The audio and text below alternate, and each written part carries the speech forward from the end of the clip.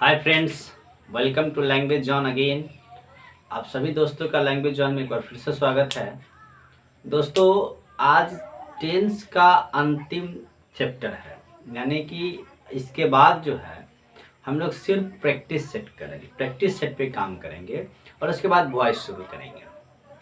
तो अंतिम चैप्टर है, तो हम लोग आप लोग से यही आग्रह करें कि मैंने पूरा टेंस पढ़ा, इतनी मेहनत की, तो आपको सिर्फ इतना दायित्व बनता है कि चैनल को देखते रहें, चैनल को सब्सक्राइब करें, दोस्तों को भी शेयर करें और अधिक से अधिक पढ़ने की कोशिश करें। क्योंकि पढ़ेंगे तो बढ़ेंगे, नहीं तो कुछ नहीं करेंगे। बिना पढ़े कुछ नहीं कर सकते हैं। आइए देखते हैं फ्यूचर परफेक्ट कंटिन्यूअस टेंस क्या होता है। देखिए, perfect continuous tense, perfect continuous tense में क्या होता है कि एक तो कंटिन्यूटी होती है, वर्क की कंटिन्यूटी होगी, और उसमें भी क्या होगा कि एग्जैक्ट टाइम भी हम लोग बता देते हैं कि कंटिन्यूटी तो है, वर्क की कंटिन्यूटी तो है, लेकिन वो शुरू कब हुआ और कब समाप्त होने की संभावना, वहां तक हम लोग पहुंच जाते हैं। तो कब शुरू होता है कम से कम वो एग्जैक्ट टाइम बता देते हैं, इस कारण से उसको परफेक्ट कंटिन्यूअस कहा जाता है। अब इसमें है फ्यूचर परफेक्ट कंटिन्यूअस, तो कब शुरू हुआ वो बताए, कंटिन्यू है और आने वाले समय में होगा, इसीलिए हम लोग फ्यूचर परफेक्ट उसका। I can say that any action which is continue with time expression in upcoming time is called future perfect continuous tense।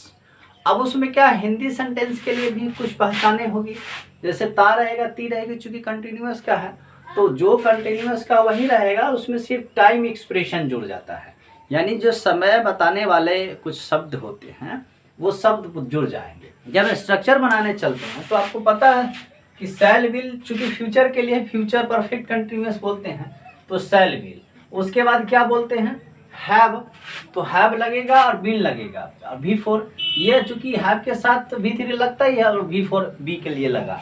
तो अब आपका जो है फ्यूचर परफेक्ट कंटिन्यूअस के इतना है, इसमें क्या करेंगे, लास्ट में ऑब्जेक्ट जोड़ देंगे और शुरू में सब्जेक्ट जोड़ेंगे। अब आप कहेंगे फॉर या फ्रॉम तो आया ही नहीं और टाइम एक्सप्रेशन, तो अब इसके बाद आप फॉर या फ्रॉम और टाइम एक्सप्रेशन दे दीजिए, फॉर या फ्रॉम प्लस में टाइम एक्सप्रेशन। तो चलिए इस पे कुछ एग्जाम्पल है, एग्जाम्पल देख लेते हैं, लेकिन उसको देखने से पहले इंग्लिश सेंटेंस को हम पकड़ेंगे कैसे वो तो पता कर ले। तो फॉर या फ्रॉम लगेगा, वैसे बाई से भी इसको पहचान सकते हैं परफेक्ट कंटिन्यूअस को, लेकिन बाई का जो है by plus upcoming time expression मैंने फ्यूचर परफेक्ट टेंस में भी बताया था, तो वहाँ कन्फ्यूजन हो जाएगा। By plus time expression, upcoming time expression के साथ साथ इसमें फॉर या फ्रॉम भी रहेगा, इस चीजों को आपको ध्यान में रखना है, इन बातों को ध्यान में रखना है। तो चलिए फॉर या फ्रॉम रहेगा और time expression of upcoming time, यानी कि फॉर या फ्रॉम के साथ जो आने वाला समय होगा उसकी बात होगी, तो उसको हम लोग फ्यूचर परफेक्ट कंटिन्यूअस टेंस में प्रयोग करेंगे। अब देखिए, by next April they work here for 5 years। अब 4-5 years तो है, 4-5 years तो है। अब आपका सवाल होगा कि ये तो पास्ट परफेक्ट पे कंटिन्यूअस में भी जा सकता है या फिर प्रेजेंट परफेक्ट कंटिन्यूअस। अब आपका सवाल होगा कि ये तो पास्ट परफेक्ट कंटिन्यूअस में भी जा सकता है या फिर प्रेजेंट परफेक्ट कंटिन्यूअस में भी जा सकता है, लेकिन नहीं, क्यों? क्योंकि नेक्स्ट यहाँ पे लगा है, बाय नेक्स्ट अप्रैल। तो आपको मैंने क्या बोला कि फॉर या फ्रॉम तो लगा रहेगा, साथ में आने वाला जो टाइम होगा उस टाइम का एक्सप्रेशन अलग होता है।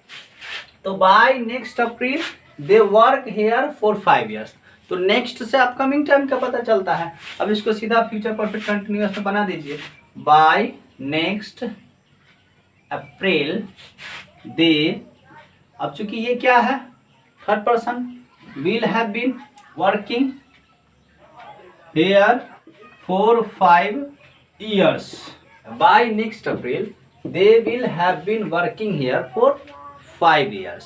इस तरह से आप इस नीचे वाले को भी सॉल्व करेंगे, क्या हो जाएगा, सीता चूंकि थर्ड पर्सन है तो will have been doing this work from next Monday, तो Sita will have been doing this work from next Monday. अब इसको इस तरह से बना सकते हैं। तो आपने देखा कि कैसे इंग्लिश सेंटेंस पे हमने पूरा काम करवाया, हिंदी सेंटेंस पे काम करवाया, और उसके बाद अब आपको प्रैक्टिस सेट पे ले चलेंगे। आप लोग से यही है कि आप पूरा को पढ़े, कॉपी पेन ले करके पढ़े और उसको याद कर ले। पूरा सूत्र याद कर लेंगे तो गारंटी है आपका टेंस कभी भी गलती नहीं होगा, ये गारंटी है। और जब टेंस पूरी तरह से समझ में आ जाएगा तो आने वाला जो चैप्टर आपका होगा वॉइस, उसमें भी कोई प्रॉब्लम नहीं होगा। तो अब नेक्स्ट वीडियो आपका वॉइस का होगा। तो दोस्तों को शेयर करते रहे, चैनल को सब्सक्राइब करें, वीडियो देखते रहे। धन्यवाद, थैंक यू।